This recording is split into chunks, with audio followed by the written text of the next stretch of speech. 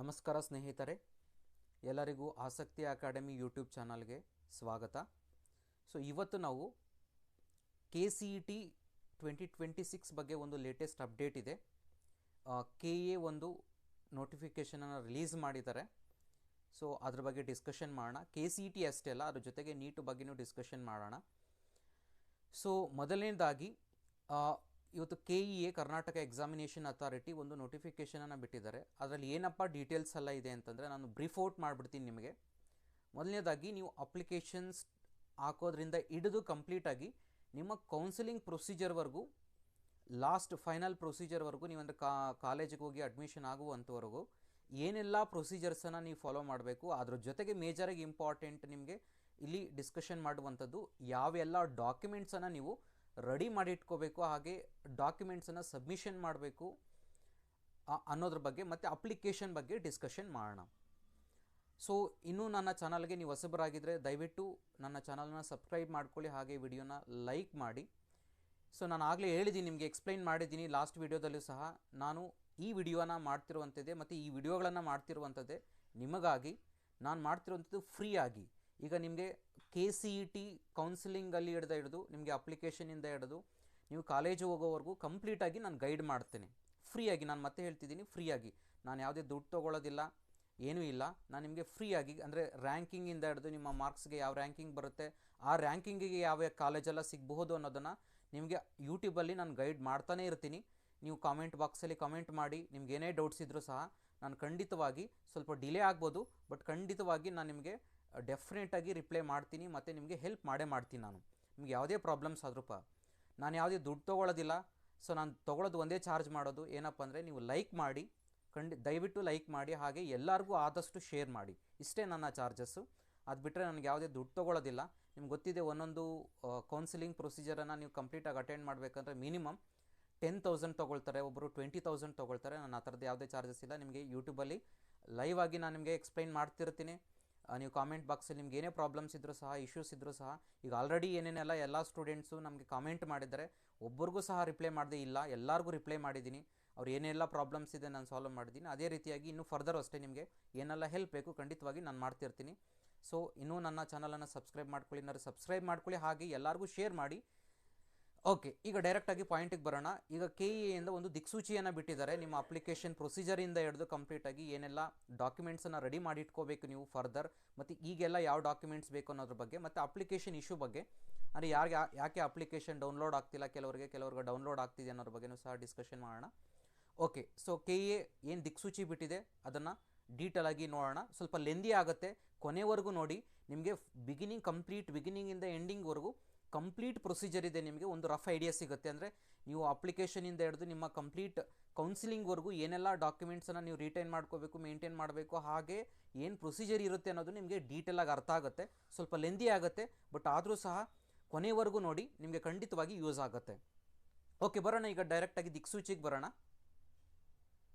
ಇದು ನಮ್ಮ Karnataka examination ಅಥಾರಿಟಿಯಿಂದ release ಮಾಡಿರುವಂತಹ CET ದಿಕ್ಸೂಚಿ. CET ಅಷ್ಟೇ ಅಲ್ಲ, ಇದರಲ್ಲಿ ನೀಟ್ ಡೀಟೇಲ್ಸು ಸಹ ಇದೆ. ಅದ್ರ ಬಗ್ಗೆನೂ ಸಹ ನೋಡೋಣ. ಏನೆಲ್ಲ ಡೀಟೇಲ್ಸ್ ಇದೆ ಅಂತ ಇಲ್ಲಿ ನೋಡ್ಬೋದು. ಸಮಗ್ರ ಪಾರದರ್ಶಕತೆಯ ಮೂಲಕ ವಿಶ್ವಾಸವನ್ನು ಕಾಪಾಡೋದಕ್ಕಾಗಿ ಈ CET ದಿಕ್ಸೂಚಿಯನ್ನು ಬಿಟ್ಟಿದ್ದಾರೆ. ನಿಮಗೆ ಡೈರೆಕ್ಷನ್ ಏನೇ ಬಿಗಿನಿಂಗಿಂದ ಎಂಡಿಂಗ್ವರೆಗೂ, ಇದು ಲಾಸ್ಟ್ ಇಯರ್ ಸ್ಟೂಡೆಂಟ್ಸು ಕೊಟ್ಟಿರುವಂಥ ಫೀಡ್ಬ್ಯಾಕ್ ಇದೆಲ್ಲ ಕಂಪ್ಲೀಟಾಗಿ, ಅಂದರೆ KCETಯಿಂದ ಯಾವ ರೀತಿಯಾಗಿ ಲಾಸ್ಟ್ ಇಯರ್ ಕೌನ್ಸಿಲಿಂಗ್ ಪ್ರೊಸೀಜರನ್ನು ಮಾಡಿದ್ರು, ಯಾವ ಥರ ಯೂಸ್ ಆಯಿತು ಅಂತ. ಈಗ ಬರೋಣ ಒಂದು ಫ್ಲೋ ಚಾರ್ಟ್ ಸ್ಟೇಜಸ್. ನೀವು ಅಪ್ಲಿಕೇಶನನ್ನು ಫಿಲ್ ಮಾಡುವಂಥ ಫ್ಲೋ ಚಾರ್ಟ್ ಇದು. ನೀವು ಆಲ್ರೆಡಿ ಅಪ್ಲಿಕೇಶನನ್ನು ಫಿಲ್ ಮಾಡಿರ್ತೀರಾ, ಬಟ್ ಸ್ಟಿಲ್ ಒಂದ್ಸರಿ ಒಂದು ಫ್ಲೋ ಚಾರ್ಟನ್ನು ಕಂಪ್ಲೀಟಾಗಿ ನೋಡ್ಕೊಬರೋಣ. ಫಸ್ಟು ಆನ್ಲೈನ್ ಲಿಂಕನ್ನು ಕ್ಲಿಕ್ ಮಾಡ್ತೀರಾ. ಫಸ್ಟು ನ್ಯೂ ಯೂಸರ್ಸ್ ರಿಜಿಸ್ಟ್ರೇಷನ್ ಮಾಡ್ಕೊಳ್ತೀರಾ, ಮತ್ತು ಅಲ್ಲೆಲ್ಲ ಏನು ಡಾಕ್ಯುಮೆಂಟ್ಸ್ ಡೀಟೇಲ್ಸನ್ನು ಕೇಳಿರ್ತಾರೆ ಅದನ್ನು ಫಿಲ್ ಮಾಡಿರ್ತೀರಾ. SSLC ಮಾರ್ಕ್ಸ್ ಕಾರ್ಡ್ ಡೀಟೇಲ್ಸ್ ಏನೇನು ಕೇಳಿರ್ತಾರೆ ಅದನ್ನು ಫಿಲ್ ಮಾಡ್ತೀರಾ. ಆಮೇಲೆ ರಿಜಿಸ್ಟ್ರೇಷನನ್ನು ಕಂಪ್ಲೀಟ್ ಮಾಡ್ಕೊಳ್ತೀರಾ. ಅಲ್ಲಿ ಯೂಸರ್ ID ಕ್ರಿಯೇಟ್ ಆಗುತ್ತೆ, OTP ಬರುತ್ತೆ ನಿಮಗೆ, ಮತ್ತು ಪಾಸ್ವರ್ಡನ್ನು ಕ್ರಿಯೇಟ್ ಮಾಡ್ಕೊಳ್ತೀರಾ. ಅದಾದಮೇಲೆ ಲಾಗಿನ್ ಆಗಿದ್ದ ಆದಮೇಲೆ ನೀವು ಅಲ್ಲೇನು ಡೀಟೇಲ್ಸ್ ಕೇಳುತ್ತೆ, ಲೈಕ್ ಫೇಸ್ ರೆಕಗ್ನಿಷನಿಂದ ಹಿಡಿದು ಕಂಪ್ಲೀಟಾಗಿ ನಿಮ್ಮ ಡೀಟೇಲ್ಸ್ ರಿಸರ್ವೇಷನಿಂದ ಎಲ್ಲ ಕಂಪ್ಲೀಟಾಗಿ ಫಿಲ್ ಮಾಡ್ತೀರಾ. ಅದಾದಮೇಲೆ ಫೈನಲಾಗಿ ಡಾಕ್ಯುಮೆಂಟ್ಸನ್ನು ಅಪ್ಲೋಡ್ ಮಾಡಿದ್ದಾದಮೇಲೆ ಫೀಸ್ ಪೇಮೆಂಟ್ ಮಾಡ್ತೀರಾ.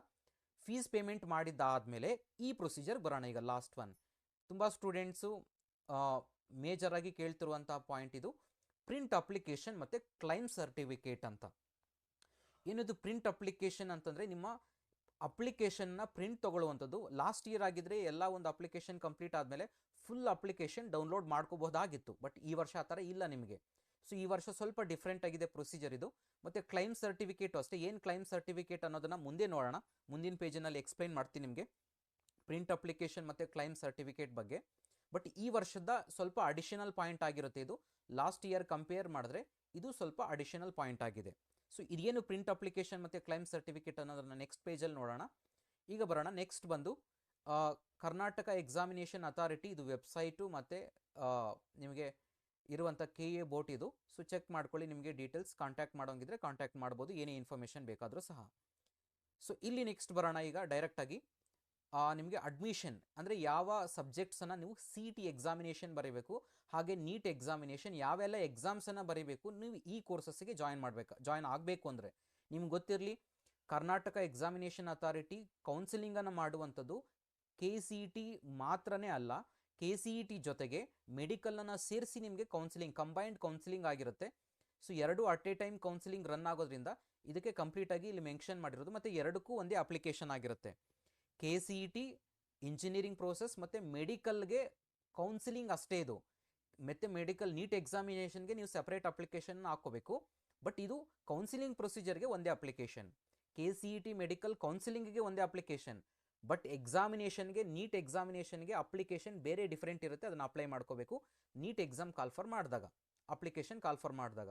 ಬಟ್ ಕೌನ್ಸಿಲಿಂಗ್ ಪ್ರೊಸೀಜರ್ಗೆ ಒಂದೇ ಕೌನ್ಸಿಲಿಂಗ್ ಆಗಿರುತ್ತೆ. ಓಕೆ, ಈಗ ಬರೋಣ ಯಾವ್ಯಾವೆಲ್ಲ ಕೋರ್ಸಸ್ ನಿಮ್ಗೆ ಗೊತ್ತಿದೆ. ಈಗ ಫಾರ್ಮ್ ಸೈನ್ಸಿಂದ ಹಿಡಿದು ಕಂಪ್ಲೀಟ್ ಇಂಜಿನಿಯರಿಂಗ್, ಇಲ್ಲಿ ನಿಮ್ಗೆ ಏನೇನೆಲ್ಲ ಕೋರ್ಸಸ್ ಇದೆ ಅದಕ್ಕೆ ಕಂಪ್ಲೀಟಾಗಿ ನೀವು PCMBಯನ್ನು ಸೆಲೆಕ್ಟ್ ಮಾಡ್ಕೋಬೋದು.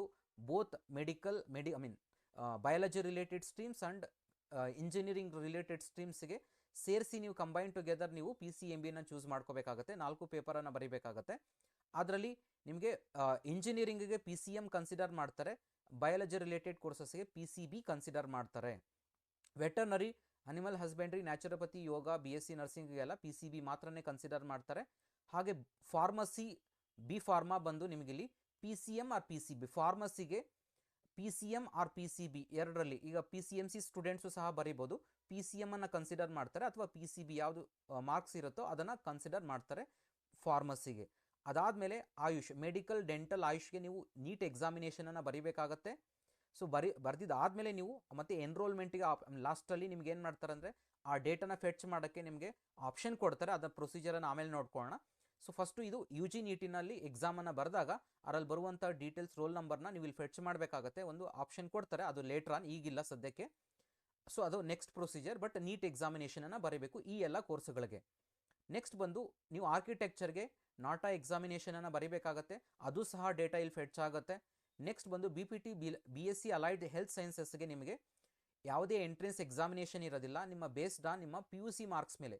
ಇವೆಲ್ಲ ಕೋರ್ಸ್ಗಳಿಗೆ ಲಾಸ್ಟ್ 3 ಏನಿದೆ, D ಫಾರ್ಮಾ ಮತ್ತು BPT BSc allied health sciences, BPO courses, BSc nursing allied health sciences.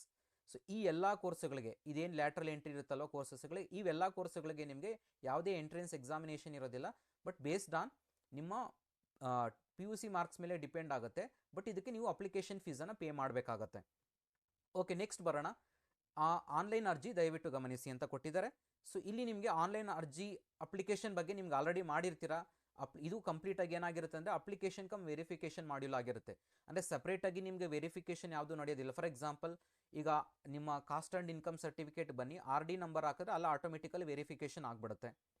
ಅದೇ ರೀತಿಯಾಗಿ ನಿಮ್ಮ ಆಧಾರ್ ಕಾರ್ಡ್ ಆಟೋಮೆಟಿಕಲಿ ವೆರಿಫಿಕೇಷನ್ ಆಗುತ್ತೆ. ಅದಾದ ನಂತರ ನಿಮ್ಮ ಸ್ಟಡಿ ಡೀಟೇಲ್ಸ್ ಆಟೋಮೆಟಿಕಲಿ ಕೆಲವೊಂದು ಆಟೋಮೆಟಿಕಲಿ ವೆರಿಫಿಕೇಷನ್ ಆಗಿರುತ್ತೆ. ಆಗಲಿಲ್ಲ ಅಂದರೆ ನೆಕ್ಸ್ಟ್ ಮಾಡಿಸ್ಬೇಕಾಗುತ್ತೆ. ಅದ್ರ ಬಗ್ಗೆ ನೀವು ಡಿಸ್ಕಷನ್ ಮಾಡೋಣ ಈಗ, ಸ್ಟಡಿ ಸರ್ಟಿಫಿಕೇಟ್ ಆಗಿ ಮೇಜರ್ ಆಗಿ. ಓಕೆ, ಸೊ ಇದು ಕಂಪ್ಲೀಟಾಗಿ ಅಪ್ಲಿಕೇಶನ್ ಜೊತೆಗೆ ಇದು ವೆರಿಫಿಕೇಷನ್ನು ಸಹ ಆಗಿರುತ್ತೆ. ನೆಕ್ಸ್ಟ್ ಅದಾದ ನಂತರ ಬರೋಣ ಮೇಜರ್ ಪಾಯಿಂಟಿಗೆ ಬರೋಣ. ನಾವು ಇಲ್ಲಿ ಮೇಜರ್ ಪಾಯಿಂಟ್ ಯಾವುದಪ್ಪ ಅಂತಂದರೆ ಇಲ್ಲಿಗೆ ಬರೋಣ. ನಿಮ್ಮ ಇಲ್ಲಿ ಒಂದು ಕೆಲವೊಂದು ಪಾಯಿಂಟ್ಸ್ಗಳನ್ನು ಕೊಟ್ಟಿದ್ದಾರೆ. ಮೆಡಿಕಲ್ ಮತ್ತು ಡೆಂಟಲ್ ರಿಲೇಟೆಡ್, ಆಯುಷ್ ರಿಲೇಟೆಡ್ ಪಾಯಿಂಟ್ಗಳನ್ನು ಕೊಟ್ಟಿದ್ದಾರೆ. ಅಂದರೆ ನೀವು ಯಾವ ರೀತಿಯಾದಂಥ ಎಲಿಜಿಬಿಲಿಟಿ ಇರ್ತೀರಾ ಅನ್ನೋದ್ರ ಬಗ್ಗೆ ಕಂಪ್ಲೀಟಾಗಿ ಡೀಟೇಲ್ಸನ್ನು ಕೊಟ್ಟಿದ್ದಾರೆ. ಸೊ ಇದ್ರ ಬಗ್ಗೆ ನೋಡ್ಕೋಬಹುದು ನೀವೆಲ್ಲನೂ. ಇನ್ನು ನೀಟ್ ಬಗ್ಗೆ ಇನ್ನೂ ಟೈಮ್ ಇದೆ ಅದರ ಬಗ್ಗೆ ಡಿಸ್ಕಷನ್ ಮಾಡೋಕ್ಕೆ. ನೀವು ಡಿಸ್ಕಷನ್ ಮಾಡೋಣ ಅದ್ರ ಬಗ್ಗೆ ಕಂಪ್ಲೀಟಾಗಿ ಡೀಟೇಲ್ ಆಗಿ.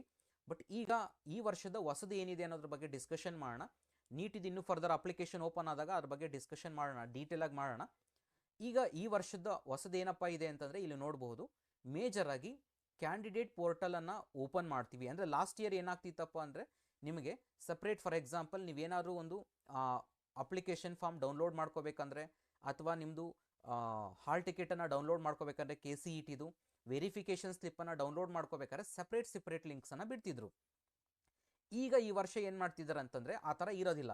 ಈಗ ನಿಮ್ಗೆ ಏನು ಪೋರ್ಟಲ್ ಕಾಣಿಸ್ತಾ ಇದೆ, ಈಗ ಲಾಗಿನ್ ID ಪಾಸ್ವರ್ಡ್ ಆಗ್ತೀರಾ, ಯೂಸರ್ ID ಪಾಸ್ವರ್ಡನ್ನು, ಅಪ್ಲಿಕೇಶನ್ ನಂಬರ್ ಮತ್ತು ಪಾಸ್ವರ್ಡನ್ನು, ಅದೇ ಪೋರ್ಟಲಲ್ಲಿ ನಿಮಗೆ ಎಲ್ಲ ಸಿಗುವಂತಹ ಈ ಸರಿ ಸೌಲಭ್ಯವನ್ನು ಮಾಡಿದ್ದಾರೆ ನಿಮಗೆ ಕಂಪ್ಲೀಟಾಗಿ. ಮೊದಲಾಗಿದ್ದಿದ್ರೆ ನಿಮಗೆ ಒಂದು ಲಿಂಕನ್ನು ಬಿಡ್ತಿದ್ರು, ಆ ಲಿಂಕ್ ಮೇಲೆ ಕ್ಲಿಕ್ ಮಾಡಿ ನಿಮ್ಮ ರೋಲ್ ನಂಬರ್ ಎಂಟ್ರಿ ಮಾಡಿ, ಅದಾದಮೇಲೆ ಡೀಟೇಲ್ಸ್ ಎಂಟ್ರಿ ಮಾಡಿ, ಅದಾದ ನಂತರ ನಿಮಗೆ ಡೌನ್ಲೋಡ್ ಆಗ್ತಿತ್ತು.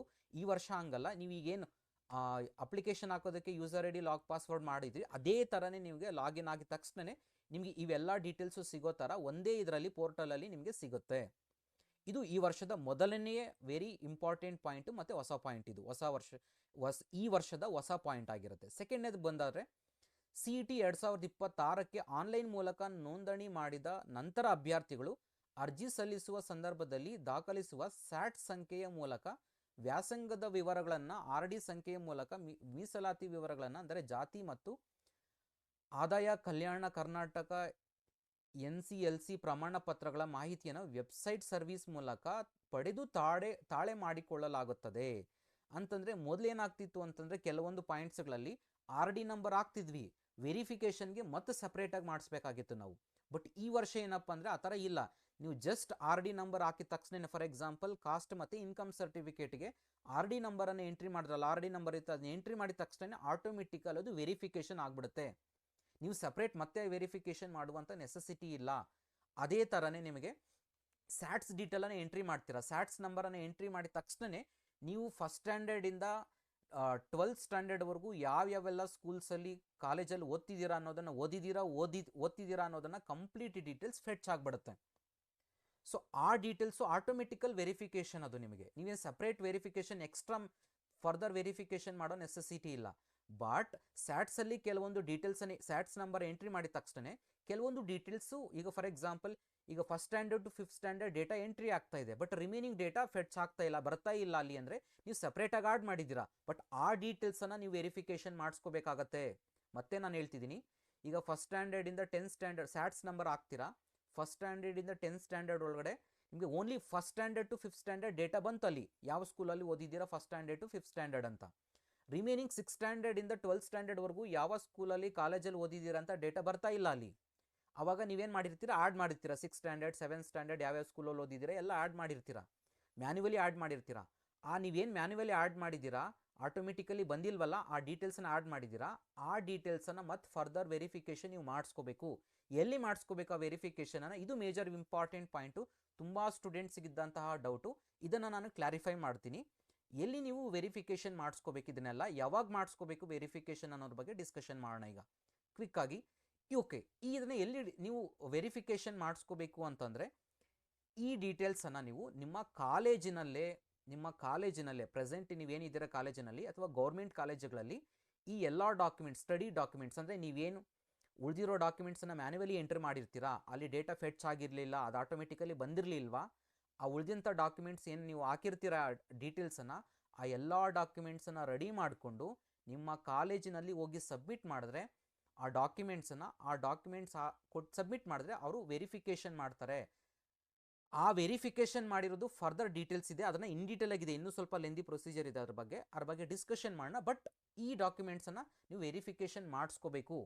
ನಾನು ಈ ಎಲ್ಲ ಡಾಕ್ಯುಮೆಂಟ್ಸ್ RD ನಂಬರ್ ಹಾಕಿರೋದು, ಕಾಸ್ಟು ಇನ್ಕಮ್ ಸರ್ಟಿಫಿಕೇಟು, ಮತ್ತು ನೀವು ಕಲ್ಯಾಣ ಕರ್ನಾಟಕ ಸರ್ಟಿಫಿಕೇಟು, ಈ ಎಲ್ಲ ಏನು ಸರ್ಟಿಫಿಕೇಟ್ಸ್ ಇರುತ್ತೆ, ನೀವು RD ನಂಬರ್ ಹಾಕಿದ ತಕ್ಷಣ ಎಂಟರ್ ಮಾಡಿದ ತಕ್ಷಣ ಅಲ್ಲೇ ಆಟೋಮೆಟಿಕಲಿ ಡೇಟಾ ವೆರಿಫಿಕೇಷನ್ ಆಗಿಬಿಡುತ್ತೆ. ಬಟ್ ಮೇಜರಾಗಿ ಸ್ಯಾಟ್ಸ್ ಮುಖಾಂತರವಾಗಿ ಎಂಟರ್ ಮಾಡುವಂಥ ಡೀಟೇಲ್ಸ್ ಏನಿರುತ್ತೆ, ಅಲ್ಲಿ ಏನು ಬರೋದಿಲ್ವೋ, ಆಟೋಮೆಟಿಕಲಿ ಬರೋದಿಲ್ವೋ, ನೀವೇನು ಎಕ್ಸ್ಟ್ರಾ ಆ್ಯಡ್ ಮಾಡಿರ್ತೀರಾ, ಆ ಡೀಟೇಲ್ಸನ್ನು ನೀವು ವೆರಿಫಿಕೇಷನ್ ಮಾಡಿಸ್ಕೋಬೇಕಾಗತ್ತೆ. ಹಾಗೆ ಈಗ ಬರೋಣ ಮೇಜರ್ ಪಾಯಿಂಟ್. ಈಗಿದ್ದಂಥ ಮೇಜರ್ ಇಶ್ಯೂ ಏನಪ್ಪ ಎಲ್ಲರಿಗೂ ಅಂತಂದರೆ, ಸರ್ ನಮಗೆ ಅಪ್ಲಿಕೇಶನ್ ಪ್ರಿಂಟ್ ಆಗ್ತಿಲ್ಲ, ವೆರಿಫಿಕೇಷನ್ ಸ್ಲಿಪ್ ಬರ್ತಿರ್ಲಿಲ್ಲ, ಲಾಸ್ಟ್ ಇಯರ್ ಬರ್ತಿದ್ದಂಥದ್ದು ಡಿಫ್ರೆಂಟು, ಈ ವರ್ಷ ಡಿಫ್ರೆಂಟ್. ಅದನ್ನೇ ನಾನು ನಿಮಗೆ ಮತ್ತೆ ಸ್ಟ್ರೆಸ್ ಔಟ್ ಮಾಡಿ ಹೇಳ್ತಿದ್ದೀನಿ. ಲಾಸ್ಟ್ ಇಯರು ಅಪ್ಲಿಕೇಶನ್ ಡಿಫ್ರೆಂಟ್ ಇತ್ತು, ಈ ವರ್ಷ ಸ್ಲಿಪ್ ವೆರಿಫಿಕೇಷನ್ ಸ್ಲಿಪ್ ಡಿಫ್ರೆಂಟ್. ಏನಿದು ಅರ್ಜಿ ಮುದ್ರಣವಾಗುತ್ತಿಲ್ಲ, ಇದನ್ನೇ ಕ್ವಶನ್ ಕೇಳಿರುವಂಥದ್ದು. ಇಲ್ಲಿ ಯಾರಿಗೆ ಅಪ್ಲಿಕೇಶನ್ ಪ್ರಿಂಟ್ ಆಗ್ತಿದೆ, ಯಾರಿಗೆ ಅಪ್ಲಿಕೇಶನ್ ಪ್ರಿಂಟ್ ಆಗ್ತಿಲ್ಲ ಅನ್ನೋದನ್ನ ಡೀಟೇಲ್ಸ್ ಕೊಟ್ಟಿದ್ದಾರೆ ನೋಡಿ. ಯಾರಿಗೆ ಅರ್ಜಿ ಪ್ರಿಂಟ್ ಆಗ್ತಿಲ್ಲ ಅಂತಂದರೆ, ಯಾರು ನೀವು ಅಪ್ಲಿಕೇಶನ್ ಹಾಕುವಂಥ ಸಂದರ್ಭದಲ್ಲಿ ಕ್ಲಾಸ್ ಎ ಸೆಲೆಕ್ಟ್ ಮಾಡಿರ್ತೀರಾ, ಕ್ಲಾಸ್ ಎನ ಸೆಲೆಕ್ಟ್ ಮಾಡಿ ಕರ್ನಾಟಕದಲ್ಲಿ 1ರಿಂದ 10ನೇ ತರಗತಿವರೆಗೂ ಕನ್ನಡ ಮೀಡಿಯಂ, ಅಥವಾ ನೀವು ರೂರಲ್ ಗ್ರಾಮೀಣ ಪ್ರದೇಶದಲ್ಲಿ ಓದಿರುವ ಅಥವಾ ರೂರಲ್ ಕ್ಲೈಮ್ ಮಾಡಿರ್ತೀರಾ, ಅಥವಾ ಗಡಿನಾಡು ಕನ್ನಡಿಗರು ಅಂತಂದರೆ 1ರಿಂದ 12ನೇ ತರಗತಿಯವರೆಗೂ 10 ವರ್ಷ ತುಳು, ತಮಿಳು, ತೆಲುಗು, ಕೊಡವ ಭಾಷಾ ಅಲ್ಪಸಂಖ್ಯಾತರ ಮೀಸಲಾತಿ ಅಥವಾ ಧಾರ್ಮಿಕ ಅಲ್ಪಸಂಖ್ಯಾತ ಕ್ಲೈಮ್, ಇವೆಲ್ಲ ಏನೆಲ್ಲ ನೀವು ಅಪ್ಲೈ ಮಾಡಿರ್ತೀರ, ಕ್ಲಾಸ್ ಎ ಕ್ಲಾಸಸ್ ಬರುತ್ತಲ್ವ, class A B C D ಅಂತ, ಅದರಲ್ಲಿ ನೀವು ಸೆಲೆಕ್ಟ್ ಮಾಡ್ಕೊಂಡಿರ್ತೀರ.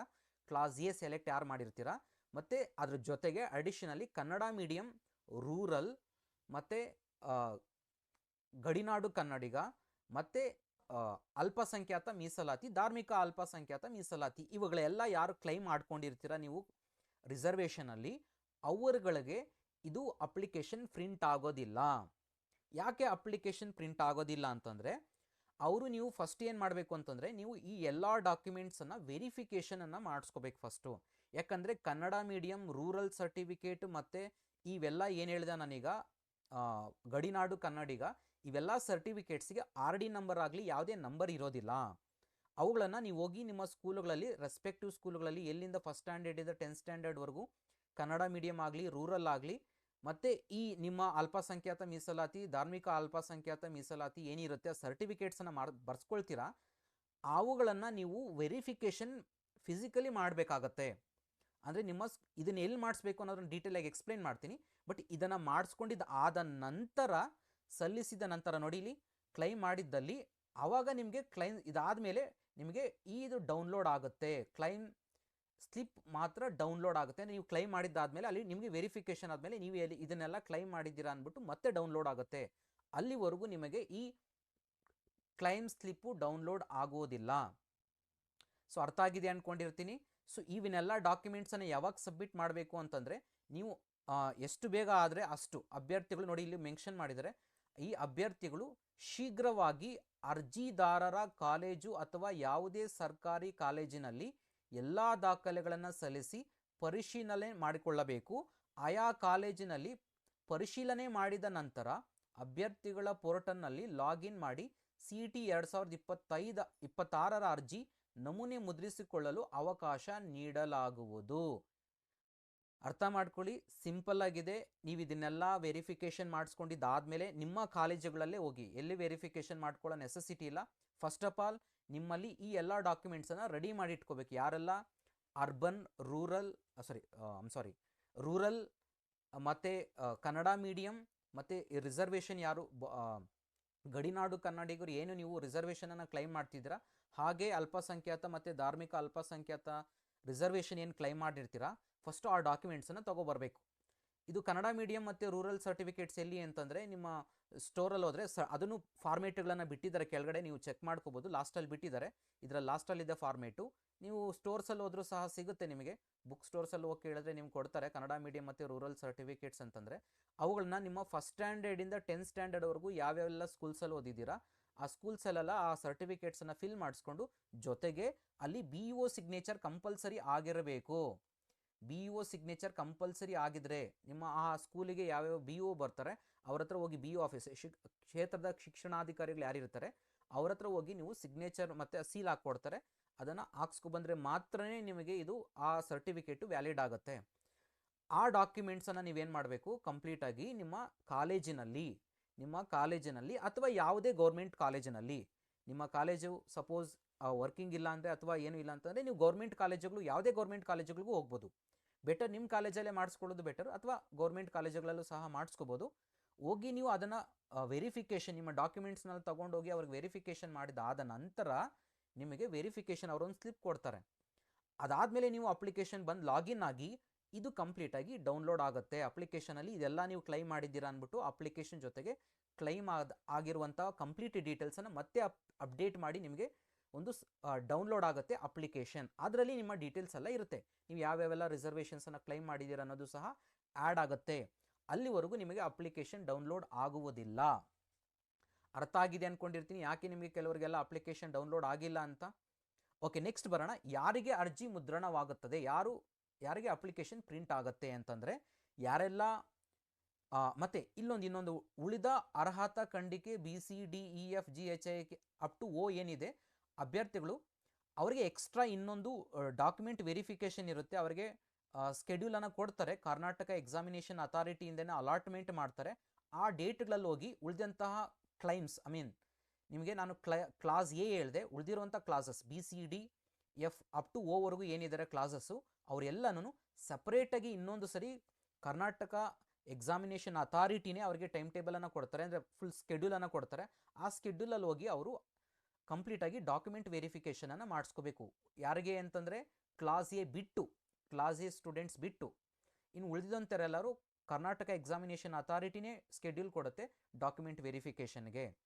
ಓಕೆ, ನೆಕ್ಸ್ಟ್ ಬರೋಣ. ಯಾರಿಗೆಲ್ಲ ಪ್ರಿಂಟ್ ಆಗುತ್ತೆ ಅಂದರೆ ಕ್ಲಾಸ್ ಎ ಯಾರೆಲ್ಲ ಮೆನ್ಷನ್ ಮಾಡಿರ್ತೀರಾ ಅದರಲ್ಲಿ ನಮ್ಮ ಕರ್ನಾಟಕದಲ್ಲಿ 7 ವರ್ಷ ಎಷ್ಟನೇ ತರಗತಿ ಅಂತಂದರೆ 12ನೇ ತರಗತಿ. ನೋಡಿ ಅದನ್ನು ಏನು ಮಾಡಿದ್ರು ಅಂದರೆ ಲಾಸ್ಟ್ ಇಯರ್ ನಿಮಗೆ ಫಸ್ಟ್ ಸ್ಟ್ಯಾಂಡರ್ಡಿಂದ 10th ಸ್ಟ್ಯಾಂಡರ್ಡ್ವರೆಗೂ ಮಾತ್ರ ಅಂತ ಹೇಳಿದರು. ಬಟ್ ಈ ವರ್ಷ ಏನು ಮಾಡಿದ್ದಾರೆ ಅಂತಂದರೆ ನಿಮ್ಗೆ ಅಡಿಷನಲ್ ಪಾಯಿಂಟ್ ಏನಂದರೆ 12ನೇ ತರಗತಿ ಒಳಗೊಂಡಂತೆ ಅಂತ. ಅಂದರೆ ಫಸ್ಟ್ ಸ್ಟ್ಯಾಂಡರ್ಡಿಂದ 12ನೇ ತರಗತಿ ಒಳಗೊಂಡಂತೆ ನಿಮಗೆ ಟೋಟಲ್ 7 ವರ್ಷ ನಮ್ಮ ಕರ್ನಾಟಕದಲ್ಲಿ ಯಾರು ಓದಿರ್ತೀರ ಅವರಿಗೆ ಈ ಕಂಪ್ಲೀಟಾಗಿ ಈ ಸಕ್ಸಸ್ಫುಲಿ ವೆರಿಫಿಕೇಷನ್ ಆಗಿರುತ್ತೆ. ಕ್ಲಾಸ್ ಎ ಸ್ಟೂಡೆಂಟ್ಸ್ ಏನು ಅಪ್ಲೈ ಮಾಡಿರ್ತೀರ ಅವರು, ಅದಾದ ನಂತರ ಅವರು ಅಪ್ಲಿಕೇಶನನ್ನು ಪ್ರಿಂಟ್ ಮಾಡ್ಕೋಬಹುದು. ಇವರಿಗೆ ಅಪ್ಲಿಕೇಶನ್ ಪ್ರಿಂಟ್ ಆಗುತ್ತೆ. ಓಕೆ, ಸೊ ಇಷ್ಟು ಅರ್ಥ ಆಗಿದೆ ಅಂದ್ಕೊಂಡಿರ್ತೀನಿ. ಯಾರಿಗೆ ಅಪ್ಲಿಕೇಶನ್ ಪ್ರಿಂಟ್ ಆಗಿದೆ, ಯಾರಿಗೆ ಅಪ್ಲಿಕೇಶನ್ ಪ್ರಿಂಟ್ ಆಗಿಲ್ಲ ಅಂತ ಅಂದ್ಬಿಟ್ಟು, ಯಾವಾಗ ಪ್ರಿಂಟ್ ಆಗುತ್ತೆ ಅಂತ. ಸೊ ಮತ್ತೆ ಅದರ ಜೊತೆಗೆ ಅಡಿಷನಲ್ ಏನಪ್ಪ ಅಂದರೆ ಪರಿಶಿಷ್ಟ ಜಾತಿಯ ಒಳ ಮೀಸಲಾತಿ. ನಿಮ್ಗೆ ಗೊತ್ತಿದೆ ಈ ವರ್ಷದಿಂದ SCನಲ್ಲಿ ಪರಿಶಿಷ್ಟ ಜಾತಿಯವರೆಗೆ ಅದರಲ್ಲಿ 3 ಭಾಗಗಳಾಗಿ ವಿಭಾಗಿಸಿದ್ದಾರೆ ಈ ವರ್ಷ ಒಳ ಮೀಸಲಾತಿಯಿಂದ. ಪ್ರವರ್ಗ ಎ, ಪ್ರವರ್ಗ ಬಿ, ಪ್ರವರ್ಗ ಸಿ ಅಂತ. ಅವೆಲ್ಲ ಸಪ್ರೇಟಾಗಿ ನೀವು ಇನ್ಕಮ್ ಸರ್ಟಿಫಿಕೇಟ್ ಮತ್ತು ಕಾಸ್ಟ್ ಸರ್ಟಿಫಿಕೇಟ್ಗಳನ್ನು ಸಪ್ರೇಟಾಗಿ ಮಾಡಿಸ್ಕೋಬೇಕಾಗತ್ತೆ. ಹಳೇದೇನಿತ್ತು ಅದು ಅಪ್ಲಿಕೇಬಲ್ ಆಗೋದಿಲ್ಲ. ಹೊಸದೇ ನೀವು ಅಪ್ಲಿಕೇಶನನ್ನು ನೀವು ನೋಡಿ ಇಲ್ಲಿ ಮೆನ್ಷನ್ ಮಾಡಿದ್ದಾರೆ. ಆದೇಶದ ಪ್ರಕಾರ 25/8/2025ರಲ್ಲಿ ಒಳ ಮೀಸಲಾತಿಯನ್ನು ಮಾಡಿರುತ್ತಾರೆ. ಆದ್ದರಿಂದ ಕರ್ನಾಟಕದ ಪರಿಶಿಷ್ಟ ಜಾತಿ ಅಭ್ಯರ್ಥಿಗಳು ಸೊ ಈ ತಹಸೀಲ್ದಾರರಿಂದ ಹೊಸದಾಗಿ ನೀವು SC ಸರ್ಟಿಫಿಕೇಟನ್ನು ಈ ಏನು ಡಿವಿಷನ್ ಆಗಿದೆ ಅದರ ಪ್ರಕಾರವಾಗಿ ನೀವು ಸರ್ಟಿಫಿಕೇಟನ್ನು ತಗೋಬೇಕು, ಕಾಸ್ಟ್ ಮತ್ತು ಇನ್ಕಮ್ ಸರ್ಟಿಫಿಕೇಟನ್ನು. ಓಕೆ, ನೆಕ್ಸ್ಟ್ ಇನ್ನೊಂದು ಏನಪ್ಪ ಅಂದರೆ ಆಧಾರ್ ಸಂಖ್ಯೆಯ ಮೂಲಕ ತಾಳೆ ಮಾಡಿಕೊಳ್ಳಲಾಗುವುದು. ಆಗಲೇ ನಾನು ನಿಮಗೆ ಗೊತ್ತಿರುತ್ತೆ ಆಲ್ರೆಡಿ SSLC ಮಾರ್ಕ್ಸ್ ಕಾರ್ಡಲ್ಲಿ ಏನಿರುತ್ತೆ ಡೀಟೇಲ್ಸು ಮತ್ತು ಆಧಾರ್ ಕಾರ್ಡಲ್ಲಿ 2 ಮ್ಯಾಚ್ ಆಗಬೇಕು. ಅವೆರಡು ಮ್ಯಾಚ್ ಆಗಲಿಲ್ಲ ಅಂತಂದರೆ ನೀವು ಹೋಗಿ ಅಪ್ಡೇಟ್ ಮಾಡಿಸ್ಕೊಳ್ಳಿ ಆಧಾರ್ ಕಾರ್ಡಲ್ಲಿ. ನಿಮ್ಮ SSLC ಮಾರ್ಕ್ಸ್ ಕಾರ್ಡಲ್ಲಿ ಯಾವ ಥರ ಇರುತ್ತೆ ಅದೇ ಥರವಾಗಿ ನೀವು ಆಧಾರ್ ಕಾರ್ಡಲ್ಲಿ ಚೇಂಜಸ್ ಮಾಡಿಸ್ಕೊಳ್ಳಿ. ಯಾಕಂದರೆ 2 ಮ್ಯಾಚ್ ಆದರೆ ನೋಡಿ ಕಡ್ಡಾಯವಾಗಿದೆ. ನಿಮ್ಮ SSLC ಮಾರ್ಕ್ಸ್ ಕಾರ್ಡ್ ಮತ್ತು ಆಧಾರ್ ಕಾರ್ಡು ಡೀಟೇಲ್ಸ್ ಇರುವಂಥದ್ದು 2 ಮ್ಯಾಚ್ ಆಗಲೇಬೇಕು. ಮ್ಯಾಚ್ ಆಗಲಿಲ್ಲ ಅಂದರೆ ಎಸ್ಪೆಷಲಿ ಮೇಜರಾಗಿ ನಿಮ್ಮ ಹೆಸರು ಮತ್ತು ಡೇಟ್ ಆಫ್ ಬರ್ತ್ ಇವೆರಡು ಕಂಪಲ್ಸರಿಯಾಗಿ ಮ್ಯಾಚ್ ಆಗಲೇಬೇಕು. ಆಗಲಿಲ್ಲ ಅಂತಂದರೆ ನಿಮ್ಮ ಮತ್ತೆ ಫರ್ದರ್ ಪ್ರೋಸೆಸ್ಗೆ ಕಂಪ್ಲೀಟಾಗಿ ಪ್ರಾಬ್ಲಮ್ ಆಗುತ್ತೆ. ಸೊ ಮತ್ತೆ ನಿಮಗೆ ಅದ್ರ ಜೊತೆಗೆ ಅಷ್ಟೇ ಅಲ್ಲ, ನಿಮ್ಮ ಜಾತಿ ಮತ್ತು ಆದಾಯ ಪ್ರಮಾಣ ಪತ್ರದಲ್ಲಿ ಸಹ ಅಂದರೆ ಕಾಸ್ಟ್ ಮತ್ತು ಇನ್ಕಮ್ ಸರ್ಟಿಫಿಕೇಟಲ್ಲೂ ಸಹ ನಿಮ್ಮ ನೇಮು ಮ್ಯಾಚ್ ಆಗಬೇಕು ಕಂಪಲ್ಸರಿಯಾಗಿ. ಆಗಲಿಲ್ಲ ಅಂತಂದರೆ ನಿಮಗೆ ಇದು ಮುಂದೆ ಪ್ರಾಬ್ಲಮ್ ಆಗುತ್ತೆ. ಸೊ ಇಷ್ಟು ನಿಮಗೆ ಕಂಪ್ಲೀಟಾಗಿ ಡೀಟೇಲ್ಸ್ ಆಗಿರುತ್ತೆ.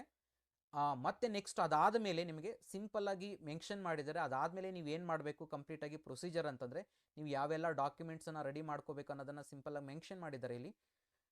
ಈಗ ಏನು RD ಮತ್ತು ಸ್ಯಾಟ್ಸ್ನಿಂದ ಮಾಹಿತಿ ತಾಳೆಯಾಗದ ಸಂದರ್ಭದಲ್ಲಿ ಕೆಲವ್ರದ್ದು ಏನಾಗಿರುತ್ತೆ RD ನಂಬರ್ ಮ್ಯಾಚ್ ಆಗಿರೋದಿಲ್ಲ, ತೊಗೊಂಡಿರೋದಿಲ್ಲ, ಅಥವಾ ಸ್ಯಾಟ್ಸ್ನಲ್ಲಿ ಆಗಲೇ ನಿಮಗೆ ಹೇಳಿದೆ ನಾನು ನಿಮಗೆ ಸ್ಯಾಟ್ಸಲ್ಲಿ ನಿಮ್ಮ ಡೀಟೇಲ್ಸು ತೊಗೊಂಡಿರೋದಿಲ್ಲ, ನಿಮ್ಮ ಸ್ಟಡಿ ಡೀಟೇಲ್ಸು ತೊಗೊಂಡಿರೋದಿಲ್ಲ ಕಂಪ್ಲೀಟಾಗಿ. ಅವರು ಏನು ಮಾಡಬೇಕು ಅಂದರೆ ಈ ಎಲ್ಲ ಡಾಕ್ಯುಮೆಂಟ್ಸನ್ನು ಕಾಲೇಜು ಹಂತದಲ್ಲಿಯೇ ಪರಿಶೀಲನೆ ಮಾಡಿಸಿಕೊಳ್ಳಬೇಕು. ಯಾವೆಲ್ಲ ಡಾಕ್ಯುಮೆಂಟ್ಸನ್ನು ತೊಗೊಂಡು ಹೋಗಬೇಕು ಇದನ್ನು ವೆರಿಫಿಕೇಷನ್ ಮಾಡಿಸ್ಕೊಳ್ಳೋಕ್ಕೆ ಅಂತಂದರೆ ನಿಮ್ಮ CET 2026ನ ಭರ್ತಿ ಮಾಡಿ ಅಂತಿಮವಾಗಿ ಸಲ್ಲಿಸಿರುವ ಅರ್ಜಿ, ಅಂದರೆ ನೀವು ಅಪ್ಲಿಕೇಶನ್ ಏನು ಫೈನಲ್ ಪ್ರಿಂಟ್ ಬಂದಿರುತ್ತೆ, ಫೈನಲ್ ಕಾಪಿ ಬಂದಿರುತ್ತೆ ಅದರ ಒಂದು ಕಾಪಿ ತೊಗೊಳ್ಬೇಕು. ಮತ್ತು ಡೌನ್ಲೋಡ್ ಮಾಡಿಕೊಳ್ಳುವ ಕ್ಲೈಮ್ ಸರ್ಟಿಫಿಕೇಟ್ಸ್ ಅಂದರೆ ನಾನು ಆಗಲೇ ನೀವು ಹೇಳಿದ್ದೀನಿ ಯಾವ್ಯಾವ ಸರ್ಟಿಫಿಕೇಟ್ ಎಲ್ಲ ನಿಮ್ಗೆ ಅಪ್ಲಿಕೇಬಲ್ ಆಗುತ್ತೆ, ಲೈಕ್ ರೂರಲ್ ಆಗಿರಲಿ ಅಥವಾ ರೂರಲ್ ಆಗಿರಲಿ ಅಥವಾ ಕನ್ನಡ ಮೀಡಿಯಮ್ ಆಗಿರಲಿ ಅಥವಾ ಮೈನಾರಿಟಿ ಆಗಿರಲಿ, ನಿಮ್ಗೆ ಏನೆಲ್ಲ ಅಪ್ಲಿಕೇಬಲ್ ಆಗುತ್ತೆ ಡಾಕ್ಯುಮೆಂಟ್ಸನ್ನು ನೀವು ಸಬ್ಮಿಟ್ ಮಾಡಬೇಕು. ಅವುಗಳನ್ನೆಲ್ಲ ಕಂಪ್ಲೀಟಾಗಿ ತೊಗೊಂಡೋಗಿ ನಿಮ್ಮ ಕಾಲೇಜಿನಲ್ಲಿ ಸಬ್ಮಿಟ್ ಮಾಡಿದ್ರೆ ಸೆಕೆಂಡ್ ಒನ್. ಥರ್ಡ್ ಒನ್ ಬಂದು ನಿಮ್ಮ SSLC ಮಾರ್ಕ್ಸ್ ಕಾರ್ಡನ್ನು ಸಹ ತೊಗೊಂಡೋಗ್ಬೇಕು ಅದ್ರ ಜೊತೆಗೆ. ಮತ್ತು ನೀವು 7 ವರ್ಷದ ವ್ಯಾಸಂಗ ಪ್ರಮಾಣ ಪತ್ರ ಮಿನಿಮಮ್, ನಾನು ಆಗಲೇ ಹೇಳಿದೆ ನಿಮಗೆ, ಫಸ್ಟ್ ಸ್ಟ್ಯಾಂಡರ್ಡಿಂದ 12th ಸ್ಟ್ಯಾಂಡರ್ಡ್ವರೆಗೂ ಓವರಾಲ್ 7 ವರ್ಷ ನೀವು ಕರ್ನಾಟಕದಲ್ಲಿ ಓದಿರಬೇಕು. ಆ ಸ್ಟಡಿ ಸರ್ಟಿಫಿಕೇಟ್ಗಳನ್ನು ಸಹ ನೀವು ತಗೊಂಡು ಹೋಗಬೇಕು ವೆರಿಫಿಕೇಷನ್ಗೆ. ಇದನ್ನು ಎಲ್ಲಿ ವೆರಿಫಿಕೇಷನ್ ಮಾಡಿಸ್ಕೋಬೇಕು? ನಿಮ್ಮ ಕಾಲೇಜಿನಲ್ಲೇ ಮಾಡಿಸ್ಕೋಬೇಕು.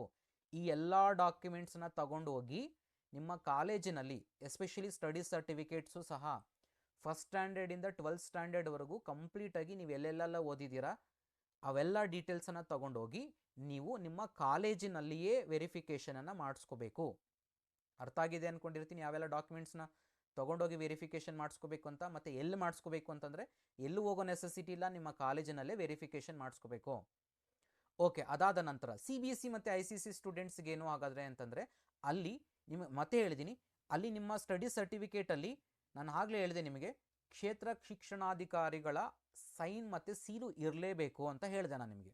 ಬಟ್ ಇಲ್ಲಿ ICSE ಮತ್ತು CBSE ಸ್ಟೂಡೆಂಟ್ಸ್ಗೆ ಅದ್ಯಾವುದು ನೆಸೆಸಿಟಿ ಇಲ್ಲ. ಯಾಕೆ ಅಂತಂದರೆ ಆಟೋಮೆಟಿಕಲಿ ಅದು ಡಿಜಿಟಲಿ ಬರೋದ್ರಿಂದ ಸೊ ಅವರಿಗೆ ಬೇಕಾಗಿಲ್ಲ ಅಂತ ಮೆನ್ಷನ್ ಮಾಡಿದ್ದಾರೆ ಇಲ್ಲಿ. ಬಟ್ ನಮ್ಮ ಸ್ಟೇಟ್ ಸ್ಟೂಡೆಂಟ್ಸ್ಗಳಿಗೆ ಕಂಪಲ್ಸರಿಯಾಗಿ ಅಲ್ಲಿರುವಂಥ BO, ಸೊ ಕ್ಷೇತ್ರ ಶಿಕ್ಷಣಾಧಿಕಾರಿಗಳು ಯಾರಿರ್ತಾರೆ ನಿಮ್ಮ ಸ್ಕೂಲಿಗೆ, ಆ ಸ್ಕೂಲಿನ ಏರಿಯಾಗೆ, ಸೊ ಅಲ್ಲಿ ಹೋಗಿ ನೀವು ಆ ಸೀಲು ಮತ್ತು ಸಿಗ್ನೇಚರನ್ನು ಅವ್ರ ಹತ್ರ ತೊಗೋಬೇಕಾಗತ್ತೆ. ಈ ಎಲ್ಲ ಡಾಕ್ಯುಮೆಂಟ್ಸನ್ನು ತಗೊಂಡು ನಿಮ್ಮ ಕಾಲೇಜಿನಲ್ಲೇ ವೆರಿಫಿಕೇಷನ್ ಮಾಡಿಸ್ಕೊಳ್ಳಿ. ಸೊ ಓಕೆ, ಅದಾದ ನಂತರ ನೀವು ಈ ಡಾಕ್ಯುಮೆಂಟ್ಸನ್ನು ಕೇರ್ಫುಲ್ಲಾಗಿ ಇಟ್ಕೊಳ್ಳಿ. ನೆಕ್ಸ್ಟ್ ಉಳಿದಂತಹ ಇನ್ಯಾವುದು ಇನ್ಫಾರ್ಮೇಷನ್ ಫರ್ದರ್ ನಿಮಗೆ ಮೇಜರ್ ಇನ್ಫಾರ್ಮೇಷನ್ ಇಲ್ಲ, ಇಷ್ಟೇ ಮೇಜರ್ ಇನ್ಫಾರ್ಮೇಷನ್ ಆಗಿರುತ್ತೆ. ಉಳಿದಂತೆ ಸೂಪರ್ ನ್ಯೂಮರರಿ ಕೋಟಾ ಬಗ್ಗೆ ನಾನು ನೆಕ್ಸ್ಟ್ ನಾಳೆ ಒಂದು ವಿಡಿಯೋ ಮಾಡ್ತೇನೆ ನಿಮಗೆ. ಏನು ಸೂಪರ್ ನ್ಯೂಮರರಿ ಕೋಟಾ ಅಂತಂದರೆ ಏನು, ಮತ್ತು ನಿಮಗೆ ಗೊತ್ತಿರಲಿ ಸೂಪರ್ ನ್ಯೂಮರರಿ ಕೋಟಾ ಇದ್ದರೆ ಇದು ಎಲ್ಲ ಕ್ಯಾಂಡಿಡೇಟ್ಸ್ಗೂ ಅಪ್ಲೈ ಆಗುತ್ತೆ. ಲೈಕ್ ಜನರಲ್ ಕ್ಯಾಂಡಿಡೇಟ್ಸ್ ಆದರೂ ಆಗ್ಬೋದು, OBC ಕ್ಯಾಂಡಿಡೇಟ್ಸ್ ಆದರೂ ಆಗ್ಬೋದು, SC ST ಕ್ಯಾಂಡಿಡೇಟ್ಸ್ ಆದರೂ ಆಗ್ಬೋದು, ಇದು ಎಲ್ಲರೂ ಸಹ ಕ್ಲೈಮ್ ಮಾಡ್ಕೋಬೋದು. ಇಲ್ಲಿ ರಿಸರ್ವೇಷನ್ ಅನ್ನುವಂಥದ್ದು ಸೂಪರ್ ನ್ಯೂಮರರಿ ಕೋಟಾ ಬರುವಂಥದ್ದು ಇದು ಕಾಸ್ಟ್ ಬೇಸಿಸ್ ಮೇಲೆ ಅಲ್ಲ, ಮತ್ತು ಮೆರಿಟ್ ಬೇಸಿಸ್ ಮೇಲೇನೂ ಅಲ್ಲ. ಇದು ನಾನು ಮತ್ತೆ ಹೇಳ್ತಿದ್ದೀನಿ, ಮಾರ್ಕ್ಸ್ ಬೇಸಿಸ್ ಮೇಲೇನೂ ಅಲ್ಲ. ಯಾವ ಬೇಸಿಸ್ ಮೇಲೆ ನಿಮಗೆ ಸೂಪರ್ ನ್ಯೂಮರರಿ ಕೋಟಾನ ನೀವು ಅಪ್ಲೈ ಮಾಡ್ಕೋಬಹುದು. ಮತ್ತು ನಿಮಗೆ ಜ್ಞಾಪಕ ಇರಲಿ, ಸೂಪರ್ ನ್ಯೂಮರರಿ ಕೋಟಾ ನಿಮಗೆ ಅಪ್ಲೈ ಆದರೆ, ನಿಮಗೆ ಕಂಪ್ಲೀಟಾಗಿ ಕ್ಲೈಮ್ ಆದರೆ ನಿಮಗೆ ಫೀಸು ತುಂಬ ಕಡಿಮೆ ಇರುತ್ತೆ. ತುಂಬ ಅಂದರೆ ತುಂಬ ಫೀಸ್ ಕಡಿಮೆ ಇರುತ್ತೆ ನಿಮಗೆ. ಆಲ್ಮೋಸ್ಟ್ ಕೆಲವರಿಗೆ ಫೀಸು ನಿಮಗೆ 20,000 ಬರುತ್ತೆ ಫೀಸು. ಅದೇ ನಿಮಗೆ ಪ್ರೈವೇಟ್ ಕಾಲೇಜಲ್ಲಿ ಹೋದರೆ ನಿಮಗೆ 1,20,000 ಫೀಸ್ ಇರುವಂಥದ್ದು ಅಪ್ರಾಕ್ಸಿಮೇಟ್ಲಿ. ನಿಮಗೆ ಆಲ್ಮೋಸ್ಟ್ 20,000 ಫೀಸ್ ಬರುತ್ತೆ ಅಷ್ಟೇ ಒಂದು ವರ್ಷಕ್ಕೆ ಫೀಸು SNQ ಕೋಟಾ ಅಪ್ಲೈ ಆದರೆ. ಸೊ ಹಾಗಾದರೆ ಯಾವ ರೀತಿಯಾಗಿ ಕ್ಲೈಮ್ ಮಾಡಬೇಕು SNQ ಕೋಟಾ ಅಂತಂದರೆ ಏನು, ಯಾವ ರೀತಿಯಾಗಿ ನಿಮಗೆ ಅದಕ್ಕೆ ಡಾಕ್ಯುಮೆಂಟ್ಸ್ ಬೇಕಾಗತ್ತೆ, ಮತ್ತು ಯಾವ ರೀತಿಯಾಗಿ ಕ್ಲೈಮ್ ಮಾಡ್ಕೊಳ್ಳೋದು ಅನ್ನೋದ್ರ ಬಗ್ಗೆ ಡೀಟೇಲಾಗಿ ನೆಕ್ಸ್ಟ್ ವಿಡಿಯೋ ಮಾಡ್ತೀನಿ ನಾನು. ನೆಕ್ಸ್ಟ್ ವಿಡಿಯೋದಲ್ಲಿ ಡಿಸ್ಕಷನ್ ಮಾಡೋಣ. ಸೊ ಇಷ್ಟಾಯಿತು ಮೇಜರಾಗಿ ಇರುವಂಥ ಇನ್ಫಾರ್ಮೇಷನ್ನು ಈ ಕಳಿಸಿರುವಂಥದ್ದು. ಉಳಿದಂಥ ಡೀಟೇಲ್ಸ್ ಎಲ್ಲ ಇದೆ ನಿಮಗೆ. ಫಾರ್ಮ್ಗಳನ್ನು ನೀವು ಇದನ್ನೆಲ್ಲ ಕಂಪ್ಲೀಟಾಗಿ ಆಲ್ರೆಡಿ KEA ವೆಬ್ಸೈಟಲ್ಲಿದೆ, ಇದನ್ನು ಡೌನ್ಲೋಡ್ ಮಾಡ್ಕೊಳ್ಳಿ. ಕಂಪ್ಲೀಟಾಗಿ ಡೀಟೇಲ್ಸ್ ಸಿಗುತ್ತೆ ನಿಮಗೆ, ಡೌನ್ಲೋಡ್ ಮಾಡ್ಕೊಳ್ಳಿ. ಅದಾದ ನಂತರ ಒಂದೊಂದೇ ಡೀಟೇಲಾಗಿ ನಾನು ಫರ್ದರ್ ಎಕ್ಸ್ಪ್ಲೈನ್ ಮಾಡ್ತಾ ಹೋಗ್ತೀನಿ. ಇನ್ನೂ ಇನ್ಫಾರ್ಮೇಷನ್ ಇದೆ ನಿಮಗೆ, ಮೆಡಿಕಲ್ ಬಗ್ಗೆ ಇದೆ, ಮತ್ತು BSc ಅಗ್ರಿಕಲ್ಚರ್ ಬಗ್ಗೆ ಡಾಕ್ಯುಮೆಂಟ್ಸ್ ಯಾವ್ಯಾವೆಲ್ಲ ಡಾಕ್ಯುಮೆಂಟ್ಸ್ ಬೇಕು ಅನ್ನೋದ್ರ ಬಗ್ಗೆ ಇದೆ. ಫರ್ದರ್ ಅದ್ರ ಬಗ್ಗೆ ನಾನು ವಿಡಿಯೋ ಮಾಡ್ತಾನೆ ಇರ್ತೀನಿ. ಸೊ ಇವತ್ತಿಗೆ ಮೇಜರ್ ಇನ್ಫಾರ್ಮೇಷನ್ ನಿಮಗೆ ಬೇಕಾಗಿರುವಂಥದ್ದು ಎಷ್ಟು ಎಕ್ಸ್ಪ್ಲೈನ್ ಮಾಡಿದ್ದೀನಿ. ಸೊ ಈ ವಿಡಿಯೋ ಯೂಸ್ ಆಗಿದೆ ಅಂದ್ಕೊಂಡಿರ್ತೀನಿ. ಸೊ ಯೂಸ್ ಆಗಿದ್ದರೆ ದಯವಿಟ್ಟು ನನ್ನ ಚಾನಲ್ಗೆ ಇನ್ನೂ ಯಾರಾದರೂ ಸಬ್ಸ್ಕ್ರೈಬ್ ಆಗಲಿಲ್ಲ ಅಂದರೆ ದಯವಿಟ್ಟು ಸಬ್ಸ್ಕ್ರೈಬ್ ಮಾಡ್ಕೊಳ್ಳಿ. ವಿಡಿಯೋನ ದಯವಿಟ್ಟು ಲೈಕ್ ಮಾಡಿ. Thank you all.